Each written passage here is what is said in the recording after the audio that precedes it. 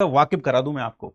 अगर आपको पीवाईक्यू खुद करने के लिए छोड़ दिया जाए ना, मैं सच बताता हूं, आप भी इस बात से बिल्कुल वाकिफ होंगे कि अगर मैं आपको पीवाईक्यू करने के लिए छोड़ दूं कि भैया पीवाईक्यू खुद कर लेना, तो आप, मैं सही बता रहा हूं, आप में से बहुत सारे लोग 95% जनता शायद 10-15 पीवाईक्यू करके खत्म कर देगी। खत्म, इससे ज्यादा नहीं करेंगे लोग।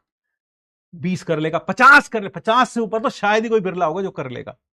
लेकिन जब आप यहां रोज क्लास में होमवर्क करोगे, देन बिलीव मी, रोज 10 सवाल मिल रहे हैं आपको, पिछले में है ना 10-10 सवाल, 5-5 सवाल रोज मिल रहे हैं, क्लास इलस्ट्रेशन अलग मिल रही है। अगर आपने इतनी प्रैक्टिस कर ली तो अपने आप कुछ और करने की जरूरत नहीं पड़ेगी।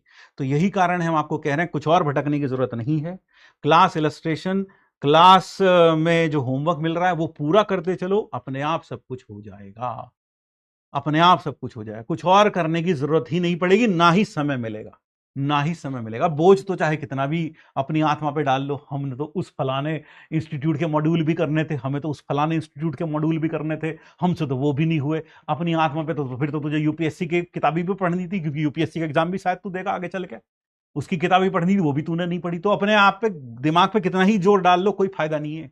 मैंने ये नहीं करा, मैंने हरी किताब नहीं करी, मैंने पीली नहीं करी, मैंने लाल नहीं करी, कितना ही जोर डाल लो अपने दिमाग पे, फिर तो उससे कोई फायदा है नहीं। मैंने तो यूपीएससी का पेपर भी नहीं किया, मैंने तो नर्सरी एलकेजी का एसएनआर आसाम भी रिवाइज नहीं किया, तो कितना ही बोझ डाल ले, वो तो उससे कोई फर्क नहीं पड़ता, उससे कोई फर्क नहीं पड़ता। और बहुत सारे रायचंद, भारत में एक चीज सबसे मुफ्त में सबसे ज्यादा मिलती है, वो है राय।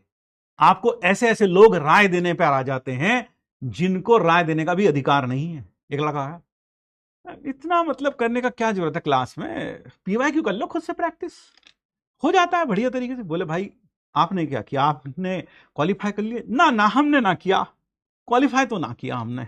अच्छा, तो आपकी 99.999 कुछ परसेंट? नहीं, वो भी नहीं, हमारी तो 50% आई थी। अच्छा, तो फिर आपने क्या कुछ और बढ़ा? बोर्ड्स में बहुत अच्छे परसेंटेज आए होंगे, 98 90? ना ना, बोर्ड में भी भाई हमारी तो कट ऑफ ही क्लियर ना हुई, 74 आए। बोले फिर राय काहे दे रहा, फिर राय काहे दे रहा? बात समझ में आई? तो आप ऐसे गधों की राय मान लो, या फिर जो टीचर कह रहे हैं आपके उसको सुनकर आगे बढ़ो। चलिए शुरुआत करते हैं अब आगे। ये सब चीजें इसलिए बोलनी पड़ती हैं क्योंकि आप छोटे बच्चे हैं। आप चाहे अपने आप को कितना भी बड़ा मान लो, लेकिन आप हो तो छोटे ही। आप भले ही अपने आप को पता नहीं क्या मान लो, भैया अब तो हम अगले साल से तो वोट देने लगेंगे, लेकिन हो तुम गधे ही अभी भी, है ना। छोटे बच्चे को मालूम नहीं होता, माँ बाप को रोज समझाना पड़ता, बेटा ये मत करना, बेटा वो मत करना, इसी कारण से बोलना पड़ता है इतना। चलिए शुरू करते हैं आज की कार्यवाही, लेट अस बिगिन। तो ये रहा पहला सवाल जो कि टीएच है। ये एक परफेक्ट स्क्वायर है,